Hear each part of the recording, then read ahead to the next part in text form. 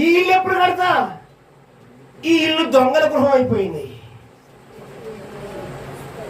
సహోదరా, ఈ ఇల్లు ఏమైపోయింది? ఇప్పుడు దొంగల గృహంగా మారిపోయింది. ఇల్లు దొంగల గృహంగా మారిపోయింది. ముందు ఈ ఇంటిని కట్టు, ముందు ఇంటిని కట్టు,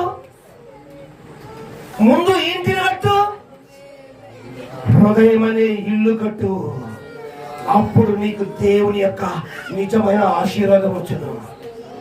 స్తోత్రం, హల్లెలూయా. ఏంటి దేవుని యొక్క ఆశీర్వాదం? నీవు నరకానికి, అగ్నిగుండానికి వెళ్ళిపోతున్న వాడవు. దాని నుంచి ప్రభు విడిపిస్తున్నాడు. ఇది దేవుని ఆశీర్వాదం. ఇది విడిపించడానికి సహోదరులారా చూడండి, వాక్యం చూడండి. యెషయా గ్రంథము, ప్రైజ్ ది లార్డ్, హల్లెలూయా. యెషయా గ్రంథము 53వ అధ్యాయము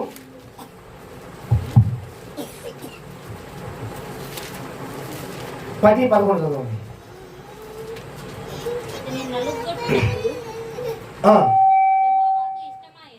అతని నలగొట్టుటకు యెహోవాకు ఇష్టమైనను ఆయన అతనికి వ్యాధి కలుగజేసెను.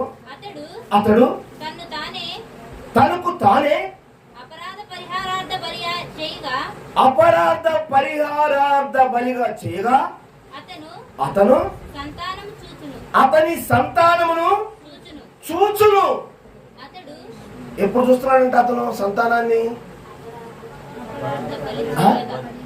అపరాధ పరిహారార్థ బలి అంటే అపరాధానికి పరిహారం చెల్లిస్తున్నాడు. ఎవరి అపరాధము? ఆ సేవకుడి యొక్క అపరాధము కాదు. ఇక్కడ ఈ సేవకుడు ఎవరో తెలుసా? చదవండి.